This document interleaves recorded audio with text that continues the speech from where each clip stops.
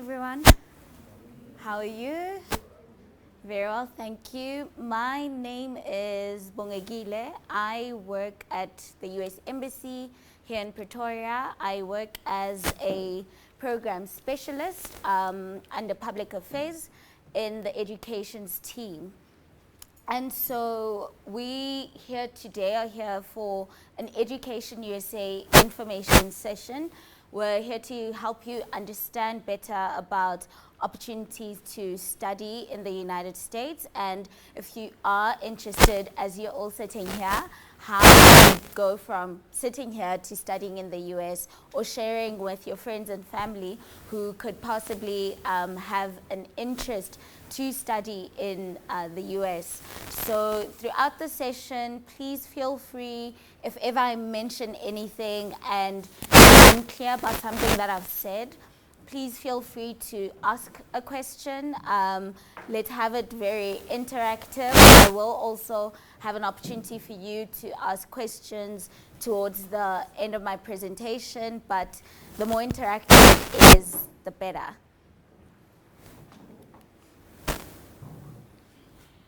So one of the things that we highly focus on really is education, educational programs, as well as different educational exchange programs.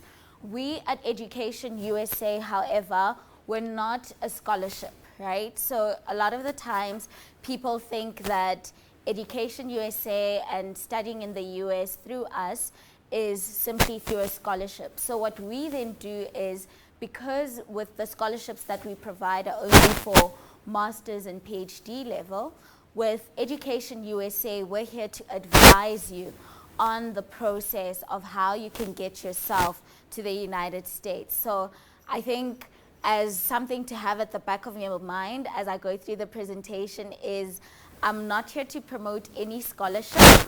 I'm really just here to help you understand better around the process of getting yourself to go study in the United States. So as I said, we at Education USA, through our advising, we need to ensure that we offer accurate, comprehensive, and current information.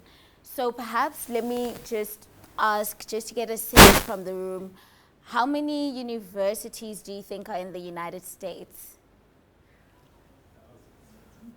How many? How many in the thousands? 2,000? 10,000? 300 universities. So there's close to 5,000 universities and institutions of higher educational learning. So that also includes the colleges that are there. But this is information that people don't know. So unlike us here in South Africa, we only have about 28 universities. And so when you compare that number and when you think about studying in the United States, a lot of the times people just think that there's just your Harvard, your Stanford, your Yale, and if I can't get into those universities, let me not even consider studying in the United States. And so the main function of Education USA is, how can we provide information that is accurate and comprehensive to help you better understand that all of us can study in the United States if we have better direction on how we can go about doing so. So with Education USA, we have 425 centers across 175 countries. And in South Africa alone, we have 4 centers. So we operate through the Pretoria one, the Pretoria Advisory, but we also have centers in Johannesburg, in Cape Town, as well as in Durban. So when you look at the international and African students who are currently in the United States, you have over 1 million international students who are in the United States. And when you bring it back to the continent, you've got close to 40,000 Africans who are in the United States. And when you look at it from a South African perspective, between 2018 and 2019, that number was now at 2,042 people who are in the United States. So in as much as you can not read about it or not know these people, there really is a lot of South Africans who have taken up the opportunity to look at studying abroad. So major reasons to study in the US. So like I said, this is going to be interactive. So I'd like to know, for you who are here, why do you want to study in the US? Can I get takers? No, must I pick? Must I pick? Can I ask you, lady? Uh-huh. Exposure and experience. That's a popular one. How many of those are the undergraduate of the 2,000 plus? Are they undergraduate or courses? So it's a combination. Yeah, we don't have the exact amount of how many are undergrad and how many are postgrad. Yeah. Yeah. Yeah.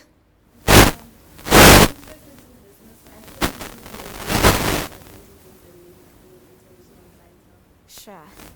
So the reasons really are very different, right? Because the institutions in South Africa are also great, but you look at the opportunity for education. So one of the things, and throughout the slides that I'll take you through to help you better understand, is the way in which the curriculum is set is very different, right? So here, when you study law or accounting or media studies, it's a very fixed set of subjects that you're going to take that is in line with what you want to study. So there's almost a specialization from the get-go, whereas when you look at how the education standards are in the US one, the standard of education is very high, but also how you can set your degree is also very liberal. And that's why I'm sure if you've heard of the term liberal arts, right, is because in the first 2 years of your study, you actually get to choose the different subjects that you are interested in. So even if you're doing law, you could take up a course in media, you could take up a course in psychology. You can literally tailor it towards your interests, and you only get to specialize within the third year. So you don't immediately, like we do locally, where you're already boxed into one set of specialization. Literally get an opportunity to explore your interests, explore what is it that you want to do, and you'll find by the time you get to the third, fourth year, that actually I don't want to do law, right? I want to do media studies. So that's also part of the thinking and the open thinking that we promote. Also, it's an opportunity to travel. So you've got about 1 million people who are all over the United States who aren't American. Much like you aren't then engaging with people who are just from America, but you also get to engage with other people, like she said, you know, who are interested in business, but they come from other countries. They come with their own experience as well, but also you're exposed to traveling and understanding the community that you would be existing in, which again speaks to culture, right? So a huge part of what our work entails when we look at our exchange programs, some being degree programs, some being degree programs, is the opportunity for cultural exchange. So you get to be in an environment where people think differently think different to you, people have different food experiences to you, people's perceptions and worldview are different to yours, and that again is another opportunity to learn, where if you just had to be in a local environment where everyone is used to what you're used to, your learning and level of exposure again becomes a bit limited. And again, the skills and the challenges, right? So being able to challenge yourself with being away from your family for a particular period, being away from your comfort zone for a certain period of time, but also being able to hone your skills on a global level, right? Which is something that any corporate is really interested in. Are you a globally competitive individual? And so other reasons as well that we found along the way that people have shared with us, again, as I was saying, the exposure and being able to learn more around business is employment opportunities, right? So by the time you're able to secure qualification, that is a global one, it increases your level of employability. It also improves your communication skills. So like I said, you're with people who aren't from a background like yours. How you confidently interact and get to learn and listen and engage with other people as well is some of the major reasons that people go and study in the US. And also, again, the diversity and opportunity. So like we spoke, we mentioned earlier about the number of institutions that are in the United States. You've got over 5,000 institutions to choose from. But because it's 5,000, and we'll go through it in upcoming slides, it just means that it needs you to be very intentional and very clear about what is it that you want to study, why do you want to study it, and where. You also have over 8 million students collectively, so this is now American students plus international students. You've got the freedom and responsibility to design your studies. So much like I said, and I think I'll share an example in our Cape Town EducationUSA office. They had worked with one student. She came from a family where both the mother and the father were doctors, so they had a family practice, and they believed that she would also take up medicine, so she would continue the family legacy and come and work as a doctor for their family business. She managed to get into Harvard, right? So through engaging with EducationUSA, engaging with the different materials that were offered through the EducationUSA website, and also engaging through our different info sessions, she was then able to get into Harvard. So now the family is excited. She's off to go study medicine. She gets into her first year and she discovers that actually I can take different subjects that I'm interested in that aren't limited to medicine.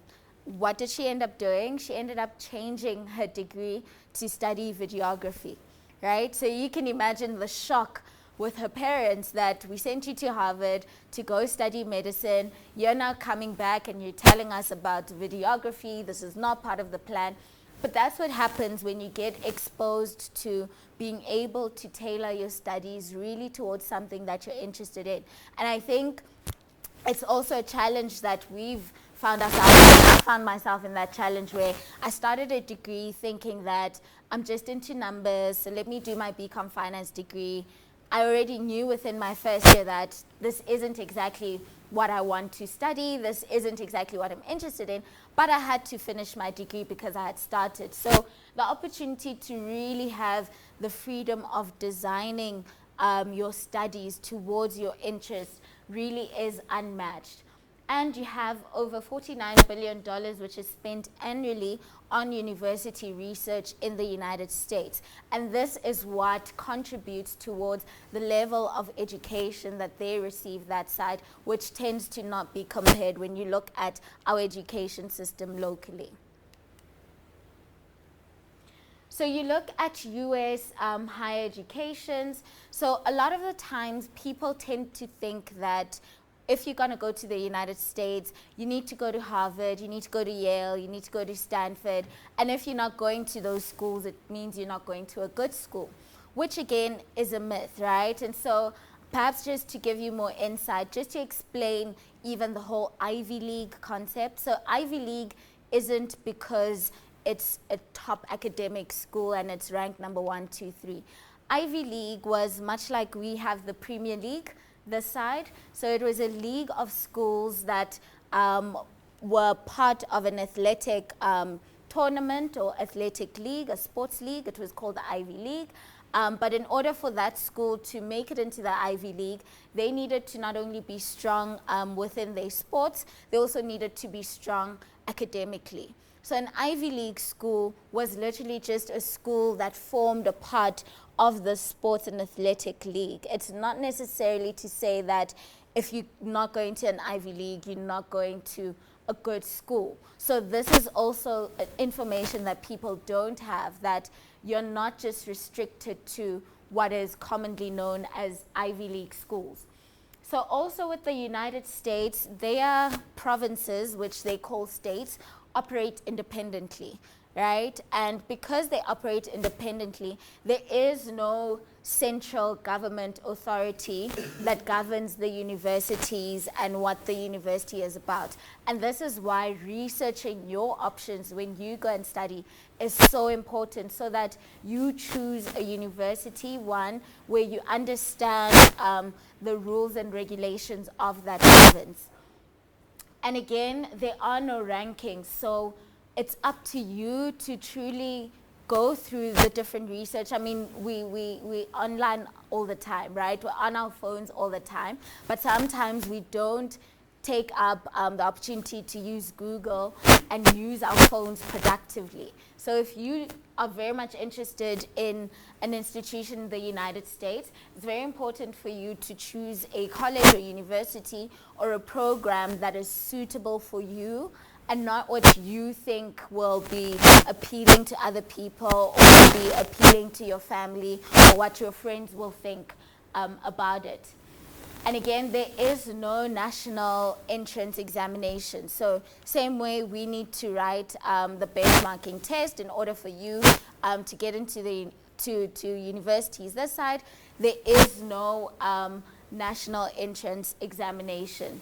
So the only thing is that there will be admission requirements, but those admission requirements vary per institution.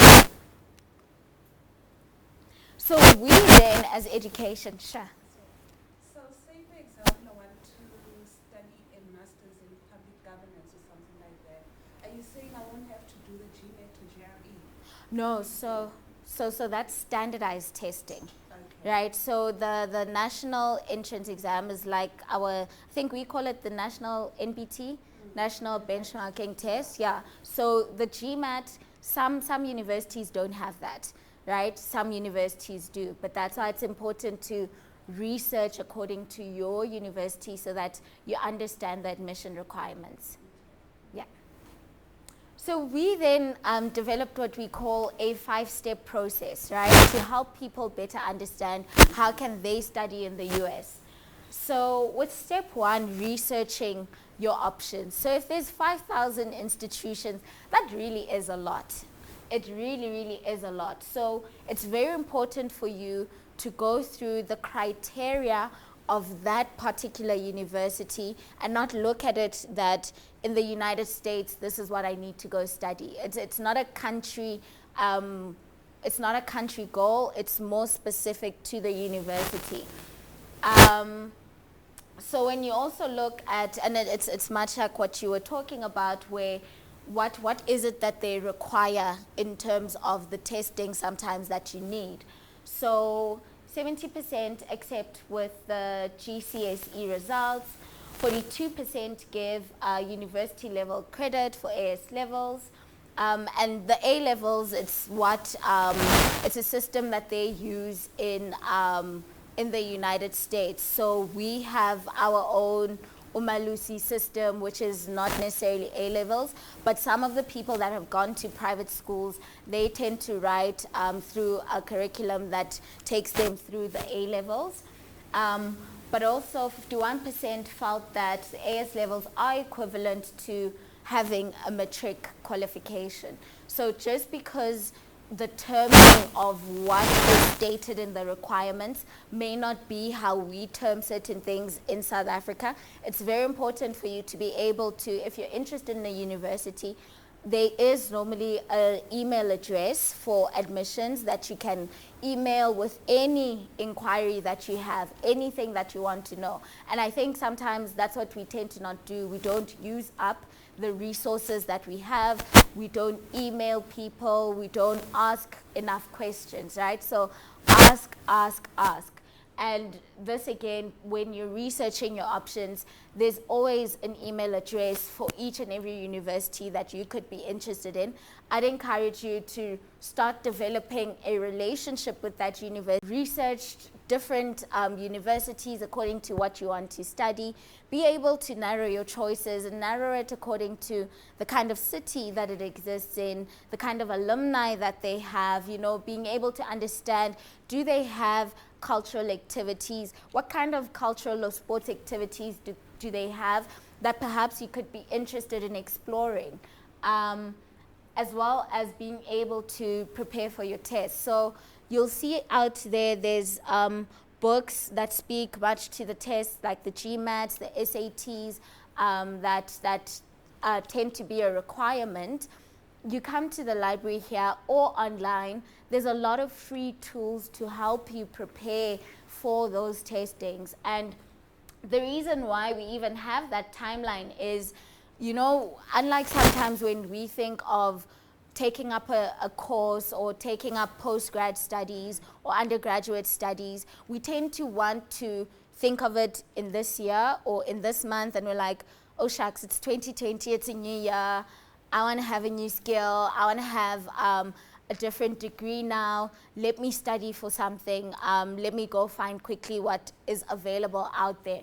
We tend to advise people to try and take 24 months to really start their process of thinking about going to study in the United States. You know, you can take a year, but this is just so you could give yourself, one, enough time to research, two, enough time to also practice the different tests that they want, but also for you to, and you'll see in the other steps to follow, when there's requirements for essays, right, to be able to truly take the time and write and tell a good story, and a story that is reflective of you and your journey, not what you think they want to hear. And so, much like I said with defining your priorities, being able to know the type of school that you want to go to, being able to understand its location. So seasons are different across the United States. There's some provinces where it's summer all year. There's some provinces where when it's winter, it snows and it gets really cold. And there's people who just can't exist in certain environments, right? So being able to look at something like even the climate with where your university exists in, being able to research something like that. Also being able to look at financial aid, right? So anyone knows that really studying in the US doesn't come at a small cost, right? But one of the things that we also advise on, especially when it comes to undergraduate degrees, is people think that you immediately need to go to a university that is a particular name. And universities, much like in South Africa, universities are more expensive than colleges. But what a model that they've introduced in the United States, which a lot of Americans actually use because it's also expensive for them, right? The education system is also very expensive for them. So in order for them to bring down the cost of their studies, they take up 2 years at a community college, right? And the community colleges are really good. And what happens after those 2 years is you either leave with your associate's degree or you transition into a university. So instead of spending 4 years spending large amounts of money at one university, you have the option of also taking up 2 years at a community college, getting your associate's degree, and then transferring from community college and spending your 3rd and your 4th year specializing at a university. And this is how you're then able to bring down the costs of your studies, which is something that a lot of people don't know. And what's then great about that is by the time you're now done with your studies, you actually have 2 degrees with you. You've got your associate's degree as well as the degree that you have from the university. So that is also a way to look at an option of studying in the United States, not limiting yourself to just the university model, but also because, like I said, the first 2 years you're not specializing. It's liberal arts. You're able to literally choose subjects that you're interested in, and by the time you specialize, that's when you can go to the university. Financing your studies. So this is a very, very big one. It's a very big challenge for us. One, because when you convert dollar amount to rand amount, it's a very big amount, right? It's not cheap. It's not cheap at all, but it's also expensive even for Americans themselves. And so when you look at financing your studies, one, there are people whose parents are able to take them through universities all across the world. There are people who are able to get scholarships from different organizations, be it local corporates or government organizations that can fund your studies. But one, it's very important for you to be able to make your budget, right? And by budget is looking at what would your tuition cost you, not just from what the course itself requires. So you've got the cost of your studies, you've got how much the university costs, how much will your book cost, how much will housing costs, how much are living expenses, being able to think practically about, if I had to go study in the US, this is what it would mean for me to actually be comfortable where I'm at and truly focus on my studies. And this is how you then find ways to reduce your cost, which is one, how I just shared the model for you of looking at the option of first doing 2 years at a community college and then transferring to a university. And then applying for financial aid. So financial aid offices exist with all universities. Some universities really are more generous. They do have fully funded scholarships for international students. But then again, when you look at the fact that you're international students, you're competing with people from all across the world. Sometimes they've got scholarships just for Africans, but Africa is a huge continent, right? It's not just limited to South Africa or Southern Africa. So it is highly competitive, but you are able to finance your studies and also, again, ask questions. So this is where make contact with the university that you're interested in and ask them for their financial aid officers. Ask them what options do you have as an international student. So sometimes they do offer needs-based scholarships, right? So this is when you're able to say, look, I'm really interested in doing this course at your university. This is why I believe I'm a fit. I really want to be here, but my challenges are financial challenges. This is where I currently am financially, and the university will be able to assist you. So one of the things we also advise people to do is to learn how to negotiate, right? So what we tend to do is the minute we get a no, we think, oh, okay, that's it. The minute someone tells you we can only give you 60% scholarship, we think, oh, let me just be grateful. It's just going to be at 60%. I can't push it further. There's people who have learned how to negotiate, right? Where you're able to show that, yes, 60%, but 40% in rand value is still this amount. I really want to come. Can't we extend it further? And some universities really do push and push up until people get 100% fully funded scholarships by the universities themselves, right? So there's people who the university will give them 80%, 90%. But if a university can give you 80% deduction on your fees, they can give you 100%. But if you don't negotiate for it, no one can assist you further. So like I said, people are funded by their families, are funded by different foundations. So when you hear of certain foundations, even the ones that exist locally, engage foundations, especially foundations that do work in the sector that you are interested in studying in. There's also the university, the US universities themselves offering funding, as well as government funding. So being able to complete your application. So like I mentioned earlier, we really do advise people, not everyone is obviously going to take 2 years, you know, thinking about wanting to go study to in the US and planning for their studies. But the application process really is not an easy one. It is one that takes time. And the more you can give yourself, you know, you space out your time very well. I mean, universities in the US, some start in August, others start in September. So by this time, you're using your period now to apply, but you don't want to start with your applications when applications open. One, as I mentioned earlier, being able to understand your admission requirements. Number 2, gather your educational credentials, right? So if you had studied at a local university, ensure that you've got your up-to-date transcripts that they may need. Ensure that if you're still in undergraduate level, that your records with your high school are still up to date. Gather all the educational documentation and any extra documentation that they can ask from you.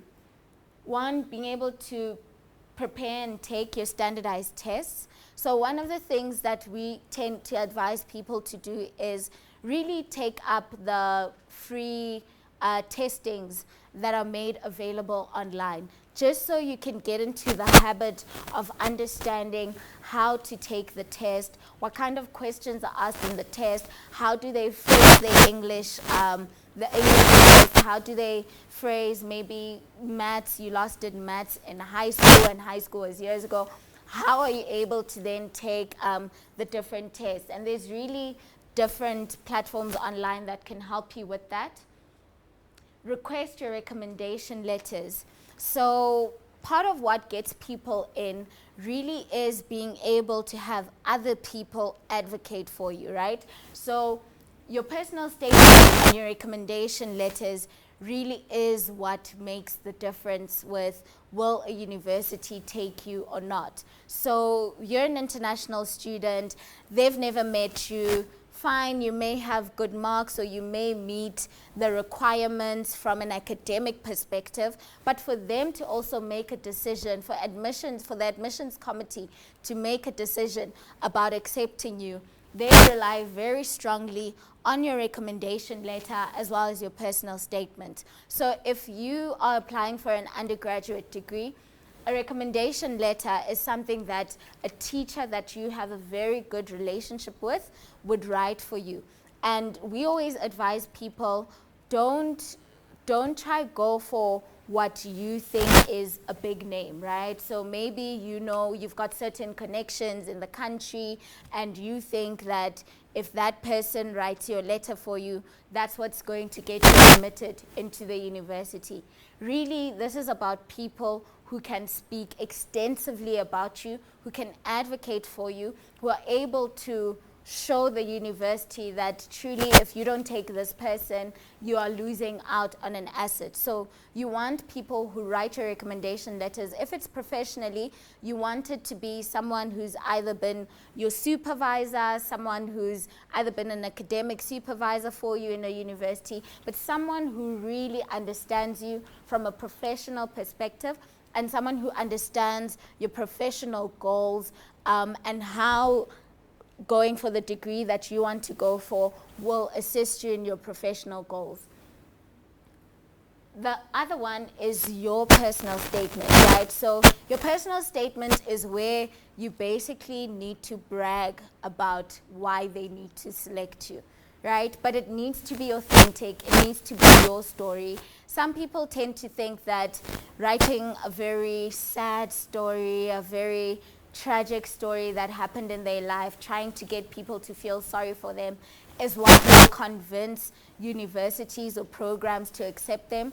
But truly, you're there for an academic program, right? They want to be able to see that you've got the competence, you've got the ambition, you've got the drive, you are very clear in your goals, you've done work in your country that advocates for why you should go into this program. So even if you share a story where you overcame a challenge within your journey as you write your personal statement, still phrase it in a way that is triumphant, right? Show how you overcame that challenge, show how you took initiative with your own journey, your own life story to be where you want to be now, and to show why you want to be in the United States. So we tend to always shy away from talking about our achievements, talking about things that we've accomplished along the way. We tend to think, maybe it's going to make me seem like I'm not humble. Maybe they're looking for someone who is humble, however way you describe humble. But really, you are promoting yourself. People don't know you. They want to get to know you. So really write the stuff that are absolutely great about you, the stuff that you have done that you know will help strengthen your application. Applying for your visa. So the great thing about being engaged and why we exist as Education USA is that we also have available what is called the Opportunity Funds Program, right? So like I said in the beginning, we aren't a scholarship platform, but we care about assisting people to get themselves in the United States. And sometimes you can get funding. You get funding for your studies once you're that side, but they're not going to fund your visa. They're probably not funding your travels and certain things like settlement costs, right? Perhaps you don't have a laptop. And you need to find yourself in the United States for your studies, and your laptop is probably very old, so you'd need a new one.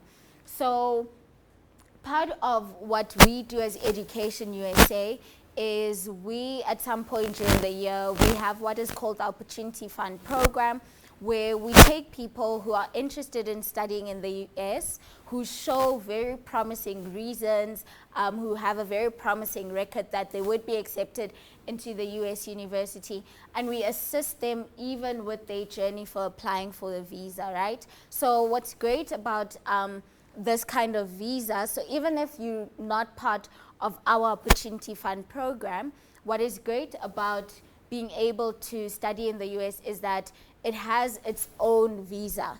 So with people who just travel either for vacation or business, there's a business visa which some people can get a no when it comes to their visa applications and their visa interviews. But the more your intention really is to go study and come back and use your skills that you learn globally to better your country, the more chances you have at really securing your visa. So what you also would need to do is to be able to go online. Our website has, if some of you have traveled overseas, you do know that embassies do have options on their websites where you can apply for your visa, and also feel free to ask again, right? So if you're uncertain about certain requirements for your visa, if you're unclear about it, email your local visa consular office, and they'd be able to assist you with that. And again, Can you go through that point again? Sure. Are you saying that there is a different visa for studies? Yes. So the visa for studies is called the J1 visa. So the J1 visa is strictly though for studies. It's also for people who go for short-term courses. Some of our exchange programs, educational exchange programs, fall under the J1 visa. So there you need to prove that you have been accepted into a particular university, or you have been enrolled for a particular educational program with a university, and you'll be based there, and that's the J1 visa. The business visa is called the B1. So it's very important to understand the J1 visa, but also understand the rules around the J1 visa. So you can't work on a J1 visa. You also can't stay for a particular period after your studies are done. So it's a visa that is tailored just specifically for your studies, and they could give you like a 30-day grace period. Maybe you want to travel to a different place once your studies are done for a month before you come back to your home country. But with that visa, you're not allowed to work. It would be very legal for you to work using that visa. So, and you apply for it once you've been accepted? Yes.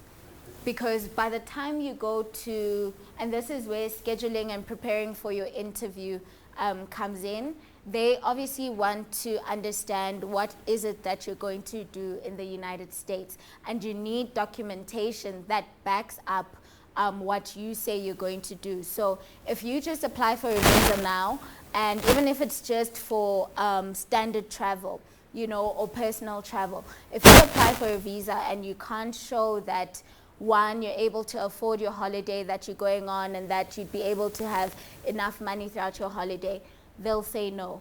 If you have a past criminal record, that could also affect the outcomes of your visa being accepted or declined. There's also being able to understand your medical history, right? So there's certain medical conditions.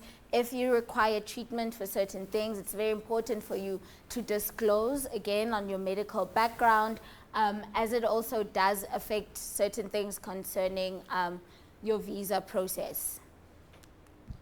Bongi, we have a question here from online. Sure. It's actually two questions. I would like to answer first of all on the studies. SATs and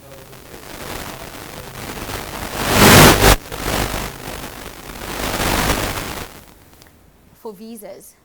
Sure. So with the tests, majority of the universities are required to have different tests that are taken. So the TOEFL is like a standard English test. So as much as, yes, we do communicate and speak and work using English, they still want you to show that you do meet the minimum requirement for the English level that they have.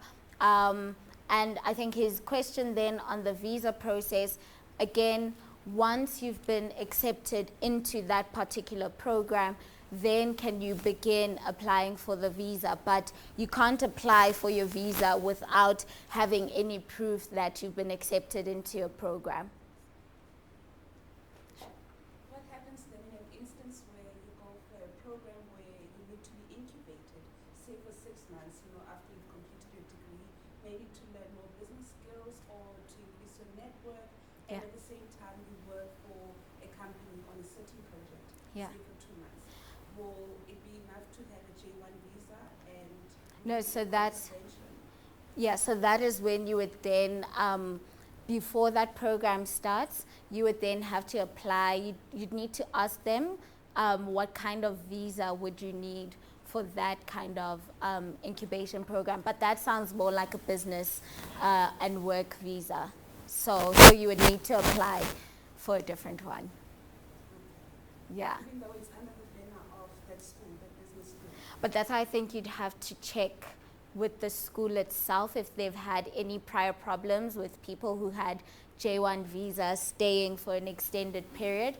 And if you are staying for an extended period, what are the visa regulations around that? So it's just, I think, safer for you to check with our visa consulate this side. And I mean, the email address is available on our website. So you can go on the website, find the consulate section's visa email. You can send them an inquiry about your specific situation, and they'd be able to answer you. Yeah, thank you. So step 5 of the process, you prepare to go. So this is when you now have, you've been accepted into the university, you've got the funding that you need, you are either also on a scholarship, or you've managed to join our Opportunity Fund program, where we're assisting you to pay for your visa, we're assisting you with your flight ticket, and we've either helped you get a new laptop, or we've helped you with settlement costs for the first 3 months, right? So when you prepare to go, it's very important that all your documents are in order. Any documentation that has got to do with your studies, be it personal information or academic documents, that is what you need to prepare. You depart for the United States, and now you have arrived on campus. So these are some of our students currently in the United States. As you can see with Sasasa, he is an opportunity student from a well-performing government school. Colette, again, she's an opportunity student from a poor-performing government school. Mfundo is an opportunity student who comes from a private school and also went on scholarship. So this is when you can see that anyone that comes from whatever academic background is able to make it to go study in the United States. It really is about your own personal drive, your own commitment. So like I said, the timeline that you give yourself to truly apply your mind and truly be intentional about wanting to go study in the United States really becomes very important. So yeah, that is the resource that we advise people who attend our info sessions to go to. So educationusa.state.gov. You can apply online there to be a member. And once you're a member of Education USA, it's free membership. You'll always get material sent. You'll have access to different webinars, different links also with different schools, understanding how to make your selection, understanding how to approach financial aid officers, understanding how to write certain parts of your application. So like I spoke about the personal statement, which really is one of the huge deciding factors of you getting into an institution. There's a lot of resources, and it's a community of people globally who are able to access information to really help you get into a United States university. We also have Education USA, which is us here. You can follow us on Facebook. You can also go online on our embassy website, which is za.usembassy.gov. And there you'd be able to find not just information on Education USA, but also opportunity for like our Fulbright program, right? Which fully funds masters as well as PhD programs. You can also perhaps maybe your priorities are different. Maybe you are working and so your priority right now isn't really to leave for an extended period of time. So you could also look at our other educational, fully funded educational opportunities that we offer, as well as exchange programs for different groups of people. We've got for high school learners, we've got for youth as well. For working youth, we've got for middle career level, we've got for, very senior levels, and different programs where you don't have to go to the US for a year, but it's an exchange program that could be for 3 weeks, it could be for 6 months, it could be for 10 months. So I think the more that you can also engage with us here locally and us as an embassy, because a lot of people think the embassy is just for a visa. We just help facilitate visa processes. But we do have fully funded programs that we offer several South Africans who go for several reasons, educational programs to the United States. And we're always opening applications for different programs on a rolling basis. So the more you're engaged with us as well, the more you'll be able to know when opportunities come out. And maybe it's an opportunity that truly is tailored to your industry, your line of work, or where you are at in your career at that time. So thank you very much for indulging me. I will open it up for any questions that you may have. Awesome. In terms of qualifications, let me say I become an accountant. In the US, they are going to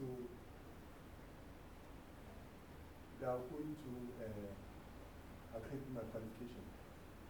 For if you want to do postgrad. Yeah. Yeah, so that's why it's important to check with the university itself and be able to see what are their requirements. But if you want to do postgrad, there are some universities where it's not a requirement to have an honors, like us, as long as you've got a standard bachelor's.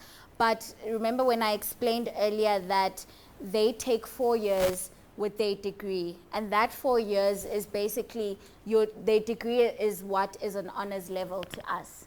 So it's very important to check with the university or the college that you're interested in to see if they will accept like just a standard bachelor's.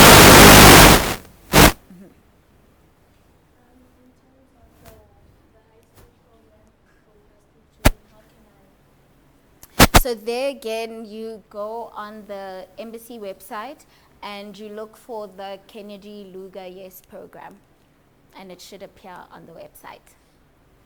Sure. I wanted to ask, as a retreat learning this year, the application is only for everything's for varsities. They only open during September and October. So I'll be getting my results next year. So how do I go about that when it comes to applying?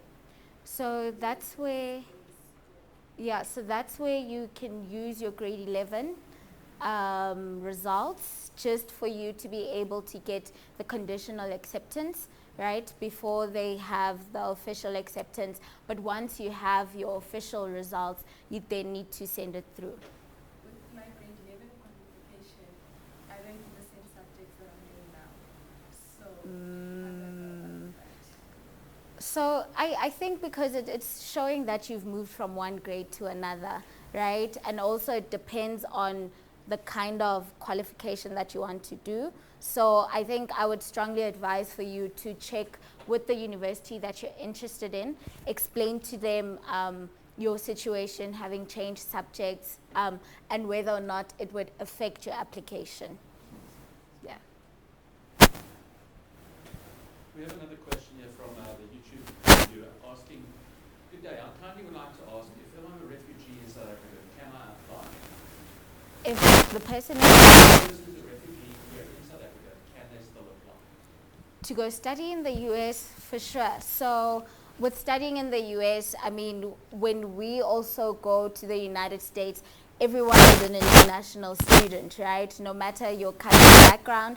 I think perhaps when it comes to the Opportunity Fund program that we offer under EducationUSA, they can still apply as long as they do show that they have been a resident in South Africa. So for the Opportunity Fund program, once you make it available, they can still apply. Sorry?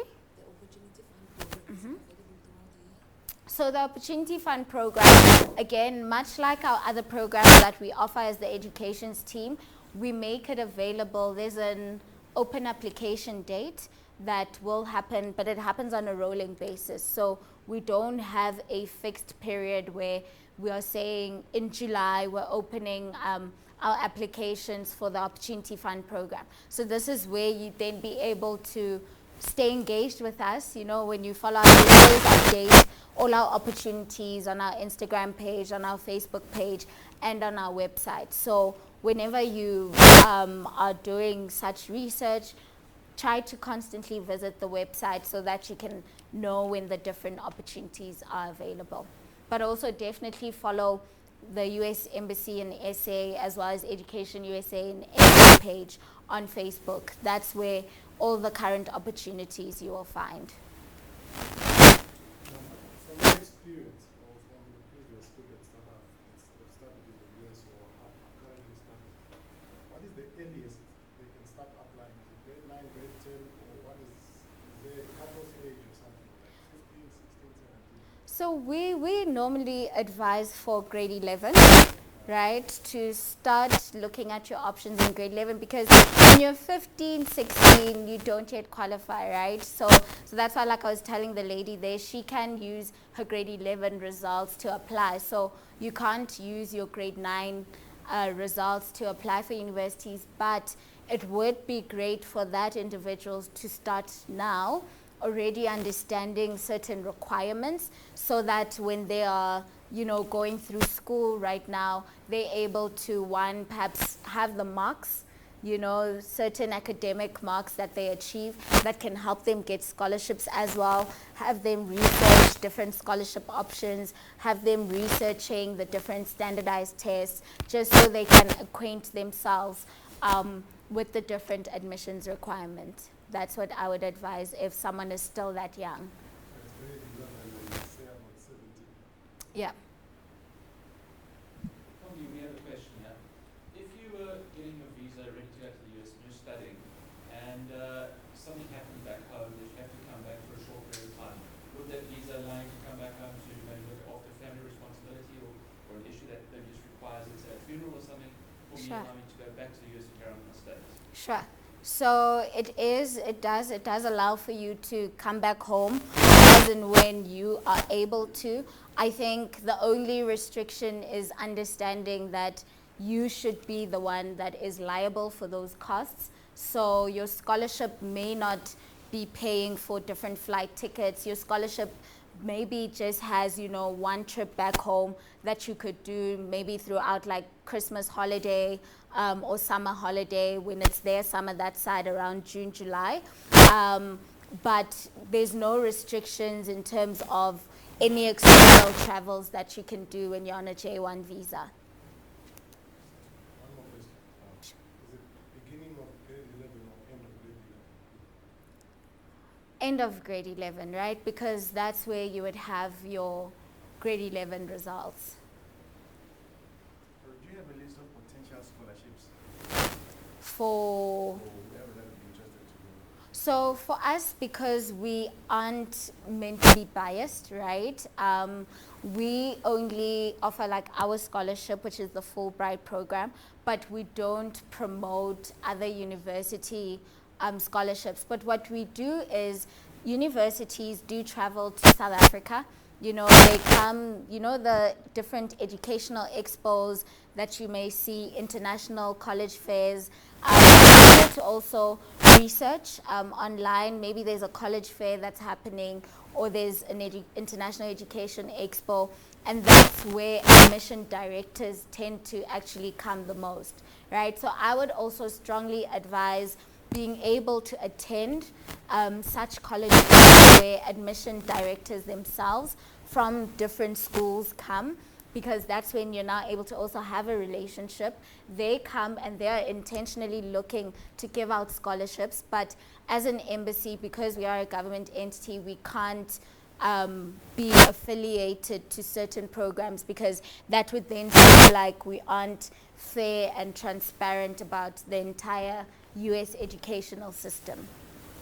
Yeah, but we do some universities do ask to host like webinars with us, where they provide different information, different scholarship information that could be very useful for you.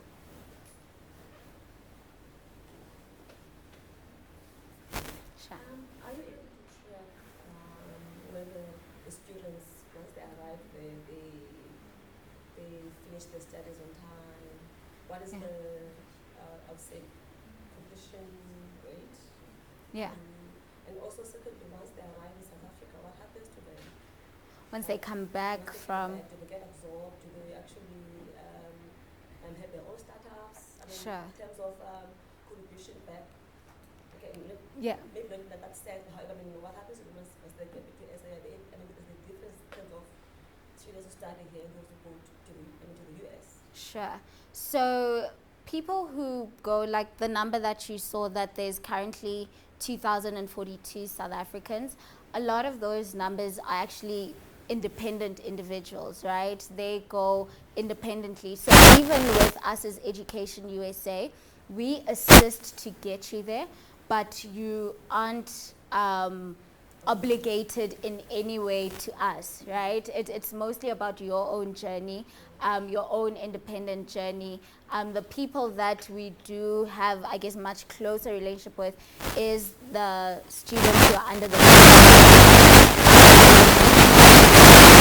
funded exchanges that we provide for professionals as well as for students. So that's the only time where we intentionally track how you're doing, because you are still liable to us. But when people come back, I think it goes back to your reason for going, right? So if you were going because you've got a business and you wanted to do MBA and that's what you were interested in, it's up to you to make it work for you. But we don't track or follow people's return back home. But it is, like I said, with the J1 visa, you can't stay in the US for long, right? So you do have that obligation to return back to your country. One question. Sure. So with the 5,000 plus institutions that you mentioned, once you've got your qualification from any, are they all recognized in South Africa when you come back with a degree? Once you get your, sorry? Your qualification, Mhm. are they all recognized in South Africa? So Those that's degrees, when you need to check with SAQA. when do you check? Before or after? You can check even before. You can check before. But a lot of the times, especially because they are scammers, right? They are fly-by-night institutions where a lot of international students have gotten scammed because they didn't do the background checks. So much like we said within the early stage of the process is to research your options. And part of researching your options is looking at, is it an accredited system? Is it accredited this side for South Africa, maybe for what your professional goals are? Would it be something that is recognized, or is it a qualification that isn't recognized? So being able to, again, that's where the research option falls under. I hope I've answered. So you don't have that information yourself? No, so what we do though is, because we do get information of universities or organizations that have scammed people in the past, we do have highlighting all of that. But that process, unfortunately, that's more for you. That's more your responsibility.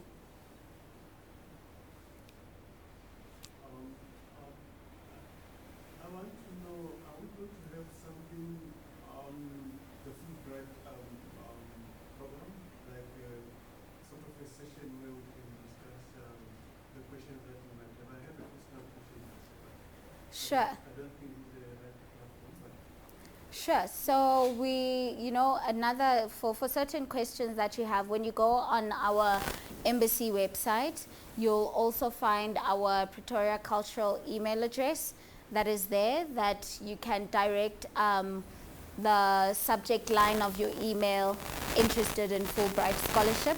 It will then get directed to the person that leads the Fulbright program at the embassy and our team, and that person will respond to you. But they do much like here, information sessions. They do go across different parts of the country as well, engaging with people who are potentially interested in the program. But I would advise, you'll find the website. Pete, do you know the email address? You can follow the same one, ZAUSMC.gov. Everything is there. That takes to the website. Everything's categorized there. Yeah. And your email will get responded to. So if you can email us with your questions and any other programming maybe that you're interested in, maybe you're in business and you're interested in seeing if we have any programs that have exchanges for business people, do also let us know. So on the website, you'll find the information. Is there any more questions? No? So please do, if maybe you think of a question or there's something that comes up that you need clarity on next week, or whenever you're busy with your application, or any interest that you have that has to do with studying in the US, please do go on our website, find our email address, and there'll definitely be someone that's there for you that will answer your tailored question specifically. So thank you so much for coming. We really appreciate you taking time off your Saturday to listen to how you can study in the US. We are here to help. That literally is our job. So again, please feel free to get in touch with us after this session. Feel free to ask for Bongekile, if you directly say it in your email address, or the EducationUSA advisor. They'd be able to direct you to me. And because you came to this session, more than happy to also have a one-on-one phone call conversation with you. Perhaps if there's something that you need more clarity on, please do feel free to contact us. We'll make time. And yeah, all the best with your journey towards studying in the US. Thank you.